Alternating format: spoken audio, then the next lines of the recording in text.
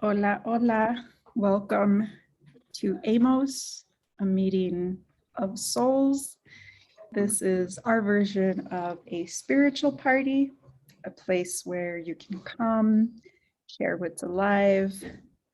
I don't want to say good, bad, and in between because I don't like labeling things as good or bad, but just whatever you want to share and wherever you're at, all of it is welcome. And at Soul's Enterprise, we begin all of our offerings with an invocation, invoking, bringing in. And sometimes there's like a theme or a plan, and sometimes it's really spontaneous. Always, it's co-created. You are the invocation. We together are invoking.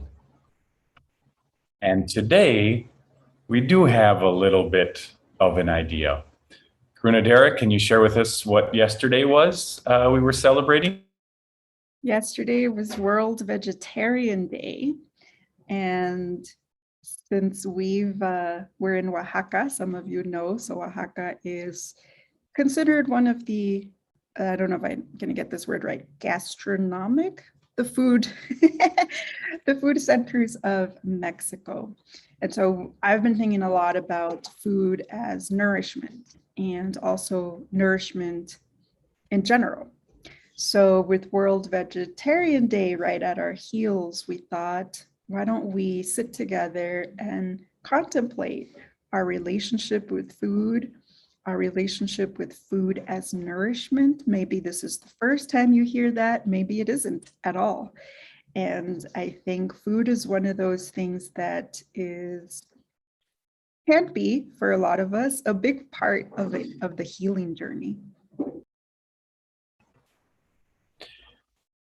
So to invoke that nourishment sense of food and invoking our relationship with caloric consumption and our relationship with nourishment on the big level. So for example, in this moment, where would we like nourishment or more nourishment? And then on the less big level, inquiring into our relationship with food and celebrating World Vegetarian Day on October 1st. I'll share that I, as an experiment in 2004, said, let me try being a vegetarian. And so I've been identifying as a vegetarian since 2004. Now, interestingly, I had a session with a curandera last week, and it came to me while she was doing her work on me that it's okay for me to eat meat on the higher stages, or not higher.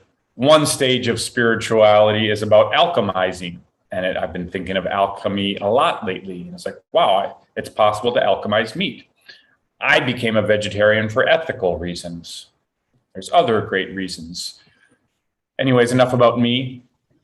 Invoking our relationship with food and why we eat the way we do and what we eat and why.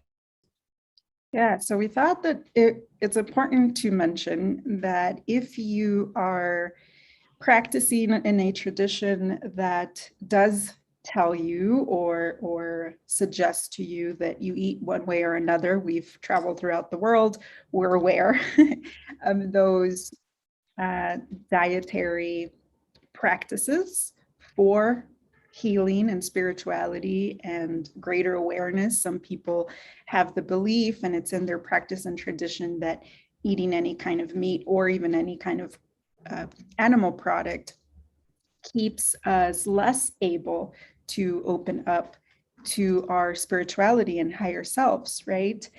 So if you're in one of those traditions or one of those practices at this time, then we definitely encourage you to continue that, right? And the way that I have dealt with my relationship with food and nourishment, for me, it has become about trusting myself. So I talk about that a lot as a sexual abuse survivor. That is huge. And as a abuse survivor, neglect survivor in general, trusting ourselves is part of our healing and part of our spiritual path. So I practice that even when it comes to food. So there are periods of time when I have been vegetarian for quite a few years. And then sometimes, like now, I just trust my body. If my body, for example, I didn't have chicken for a really long time, whether I was vegetarian or not, I just couldn't stand it. So I trusted that. And then suddenly my body one day was like, I want chicken soup or whatever it was. And then I trusted that. So trusting that my body has wisdom beyond what my mind is telling me, beyond what I've studied or beyond what certain spiritual traditions or religious traditions say to me. Now, I say that with all due respect. I do think it's very contextual, it's very individual. There's a discipline about having a spiritual based diet, if you will, and we could talk about it in terms of food, but so many other things, what we watch on the TV, the conversations we engage in. So the invitation with this invocation is to remind you that there is a relationship with the food that you take into your body.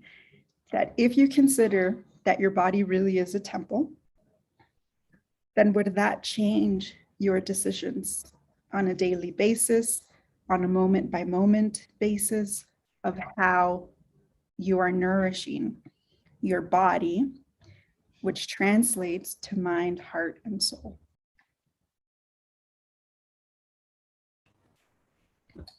So to be clear, we at Souls Enterprise don't espouse any specific diet or encourage any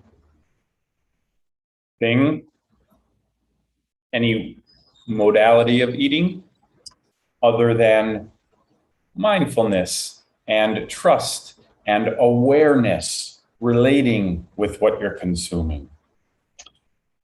Now, that being said, Prunadera said a very important word, discipline. There's an awesomeness to a discipline around consumption and nourishment. We have some nice videos on YouTube about fasting, and I've gone pretty far down the discipline route. So we're very open and love discussing it here at Souls Enterprise. All of these things, please bring them and discuss with us. Today, we have Amos, a meeting of souls. So our social media friends can come on over to Amos and we can discuss nourishment and or anything else. We'll see you there.